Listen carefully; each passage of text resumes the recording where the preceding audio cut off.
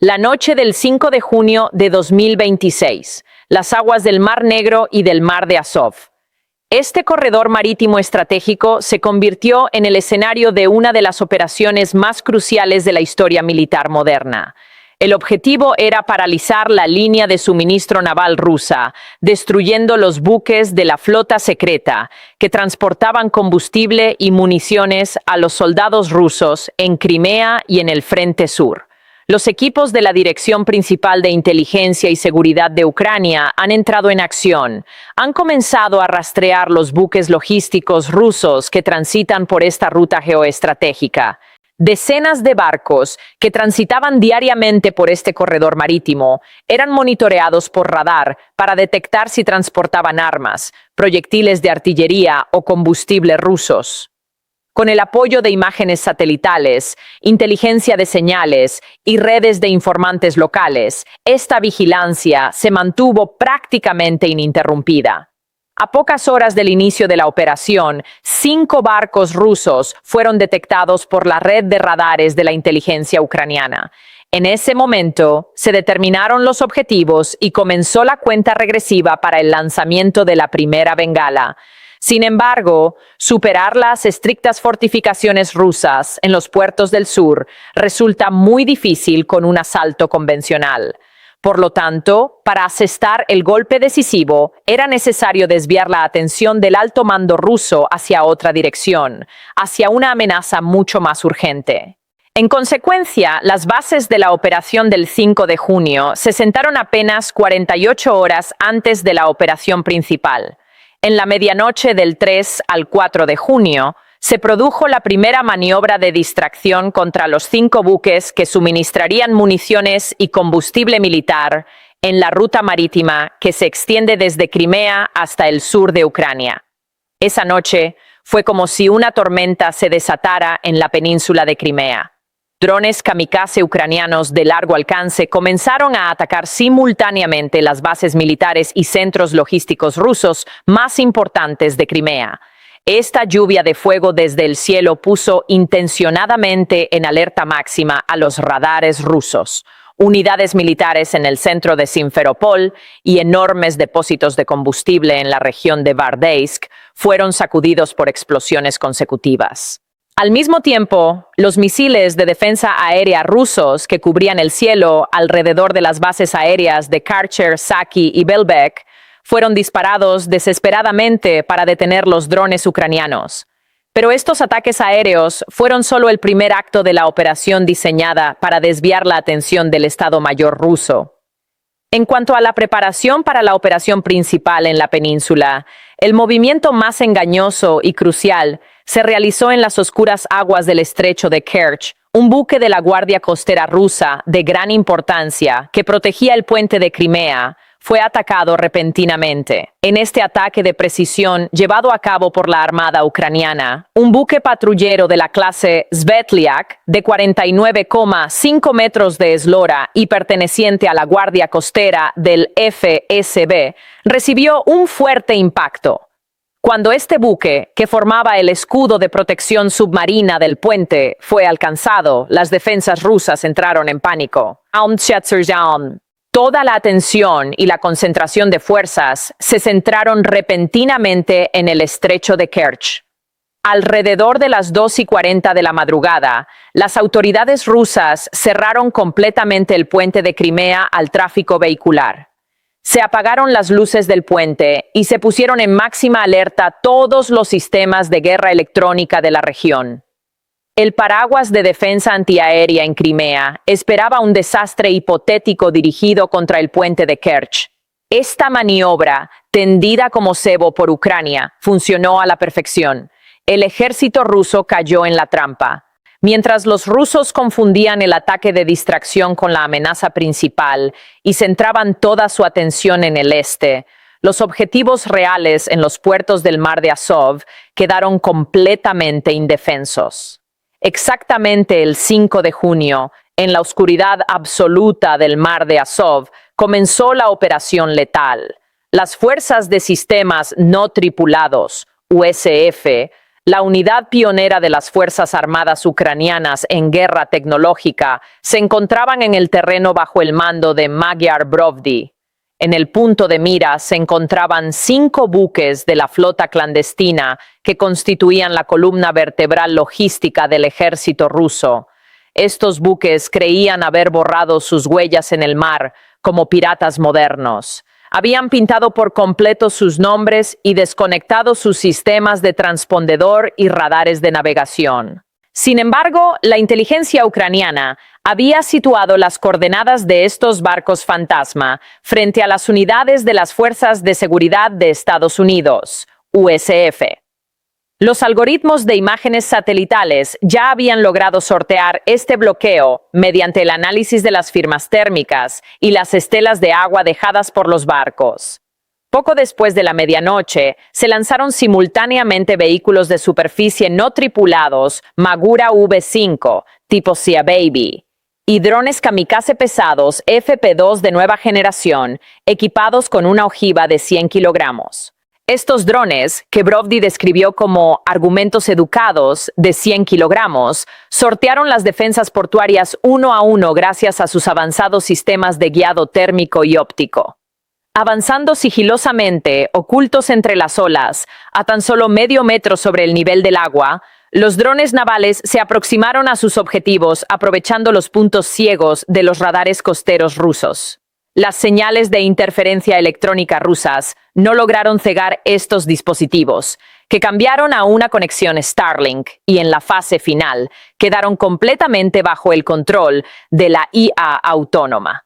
La oleada de ataques se desató en 3 lugares distintos en cuestión de segundos: el puerto de Mariupol, el puerto de Berdiansk y las aguas costeras del sur de Crimea.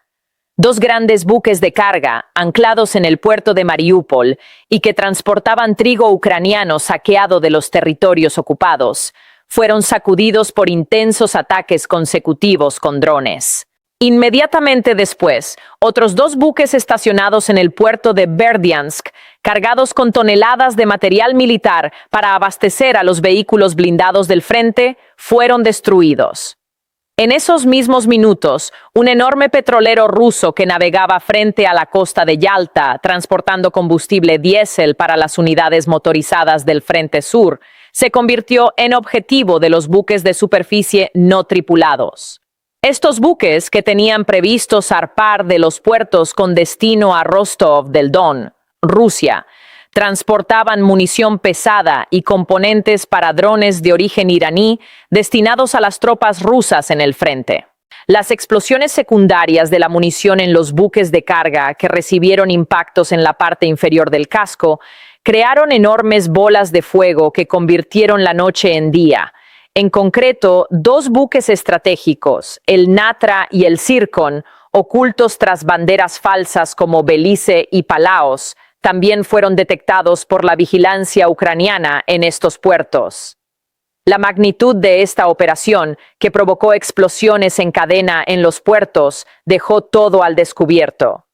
Aunque el Kremlin intentó ocultar los daños con extintores, fuentes independientes confirmaron que el mar de Azov se había convertido en un caos logístico. Las fuerzas de sistemas no tripulados de Ucrania plasmaron meses de estrategia secreta en el terreno y, literalmente, sepultaron el puente de suministro naval ruso en cuestión de horas.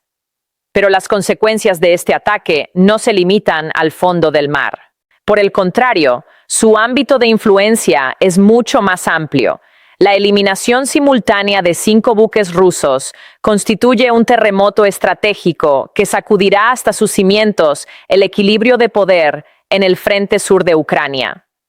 La inseguridad que esto supone para los puertos de Mariupol y Berdiansk implica la obstrucción de la ruta de suministro más corta para las tropas rusas en los frentes de Zaporilla y Kursan. Ante el decidido avance terrestre del ejército ucraniano en el eje Tokmak-Arikiv en los últimos días, las tropas rusas ya estaban consumiendo grandes cantidades de munición. Con estos puertos fuera de servicio, Las baterías de artillería rusas en el frente sur se han visto acorraladas, sin poder alcanzar ni siquiera la mitad de su dotación diaria de munición. Sin superioridad artillera, según la doctrina militar, es prácticamente imposible que la infantería rusa resista en las trincheras ante los asaltos blindados ucranianos. Cientos de toneladas de munición de artillería, proyectiles de tanque y repuestos que antes podían transportarse por mar en un solo viaje, ya no podrán llegar al frente a tiempo. La carga que transporta un solo barco equivale a la que pueden llevar cientos de camiones militares, y romper esta ecuación paraliza directamente la capacidad de fuego en el frente.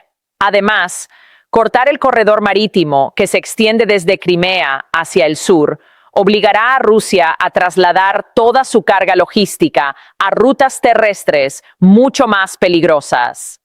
Esta situación aumentará la presión sobre el nudo ferroviario de Yankoy en Crimea hasta niveles intolerables. Y cuando el enorme volumen de transporte marítimo se traslade a las estrechas redes ferroviarias, surgirán muchos más objetivos terrestres estáticos y fáciles de alcanzar para la inteligencia ucraniana. Además, los rusos sentirán la desventaja de esta situación en el frente oriental, más allá del sur. Particularmente en la región de Donetsk, el consumo diario de municiones y suministros logísticos de la enorme fuerza rusa, compuesta por 18 brigadas y 8 divisiones estacionadas en la línea de defensa principal, conocida como el Cinturón Fortaleza, es de proporciones gigantescas. Se sabe que para que un multiplicador de fuerza de esta magnitud se mantenga operativo en el campo de batalla, requiere un suministro ininterrumpido de al menos 3.000 a 4.000 toneladas de material al día. Esta interrupción en la logística naval provocará que plataformas pesadas, como los tanques T-90M o los vehículos de combate de infantería BMP-3 dañados, queden abandonadas a la intemperie mientras esperan repuestos.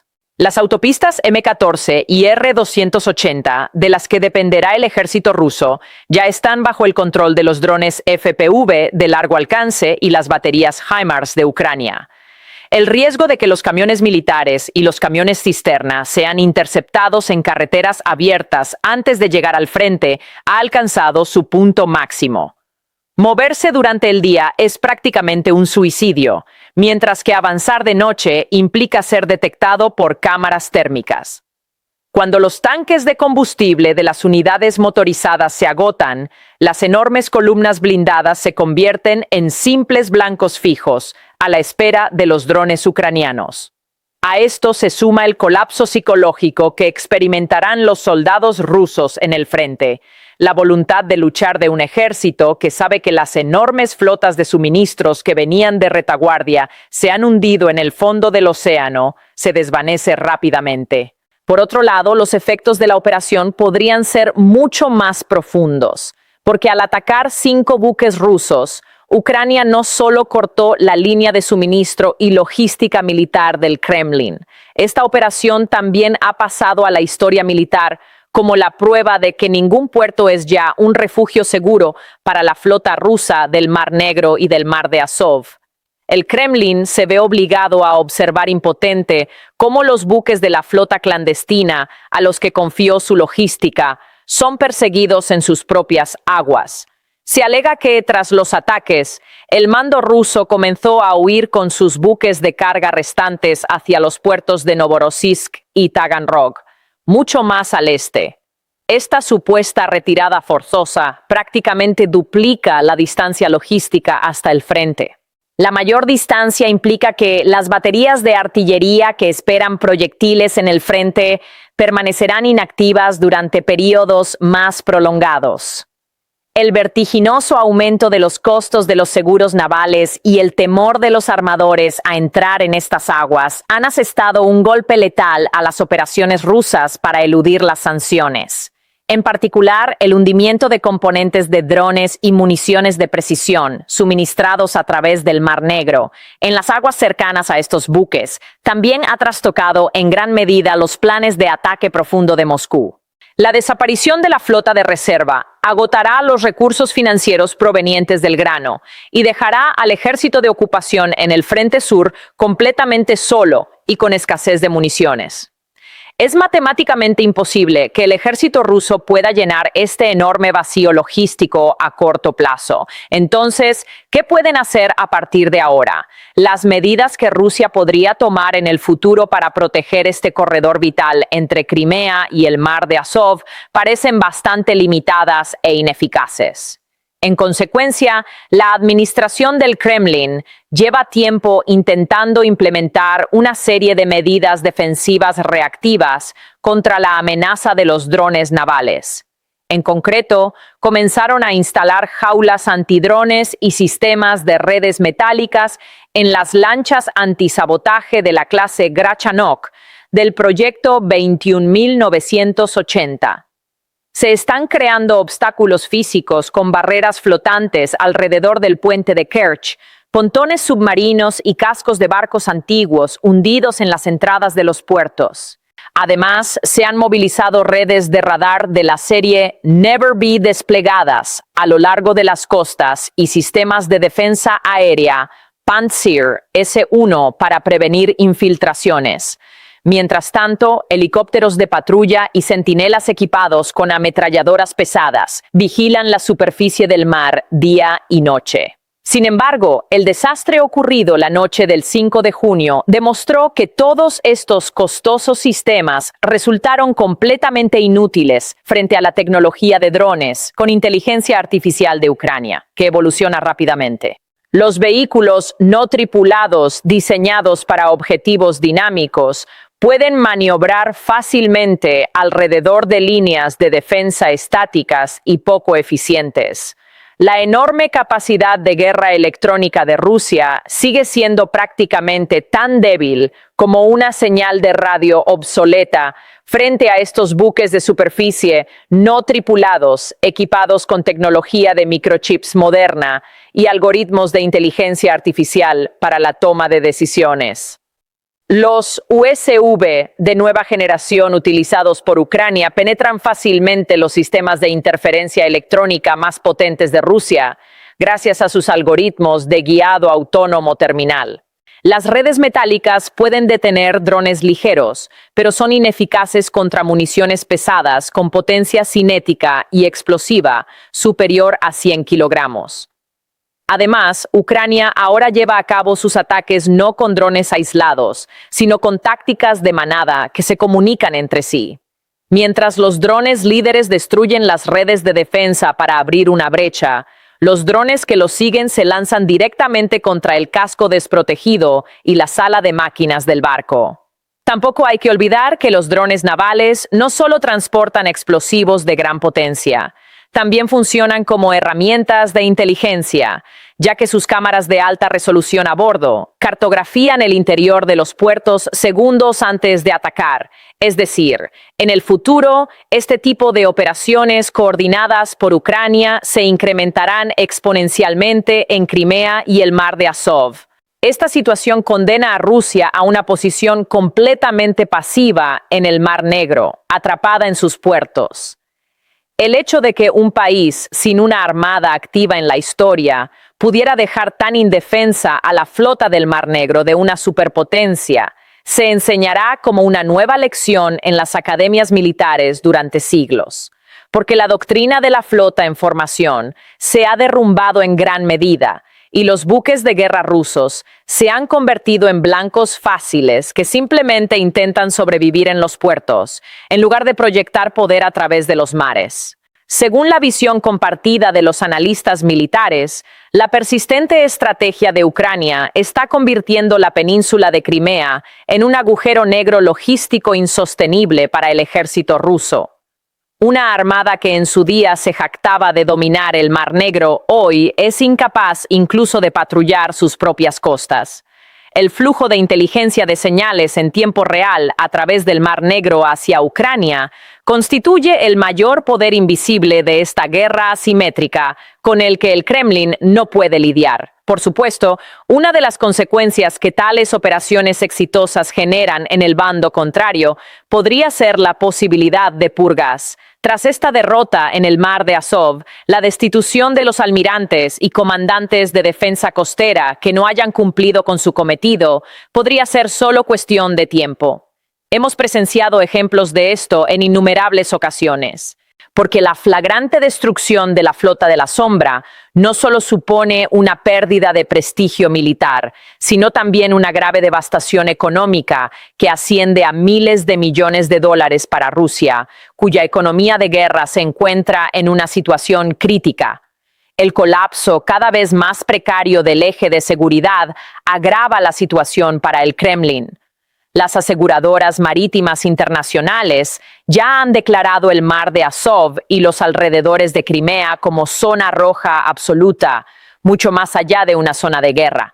Ningún armador civil querrá que su barco se convierta en una herramienta para los juegos logísticos de Moscú, y encontrar un buque de carga se convertirá en una misión imposible para Rusia, incluso en el mercado negro. La gran crisis que comenzó con la anexión ilegal en 2014 parece que volverá a culminar en Crimea, gracias a la superioridad asimétrica de Ucrania. Aunque Rusia intente inventar nuevas capas de defensa, la velocidad de la innovación tecnológica de Kiev seguirá neutralizando la engorrosa burocracia militar del Kremlin en cada ocasión. En resumen, esta operación estratégica ejecutada por Ucrania la noche del 5 de junio demostró al mundo entero cómo el poder asimétrico puede corroer una estructura militar convencional desde dentro.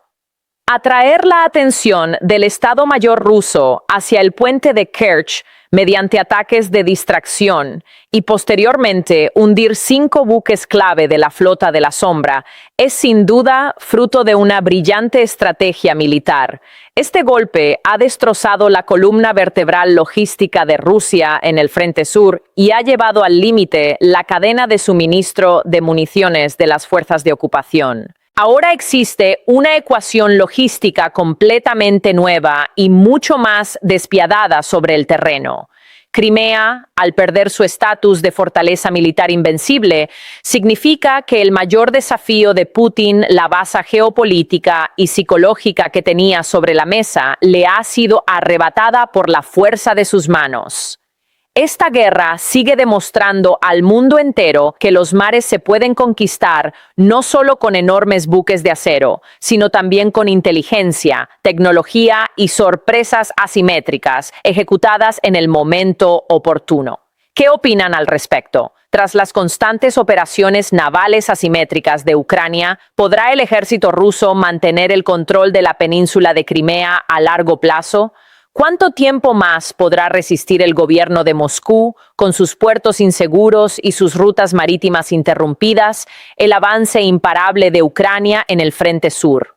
No olviden compartir sus comentarios y análisis estratégicos sobre este cambio radical en el frente.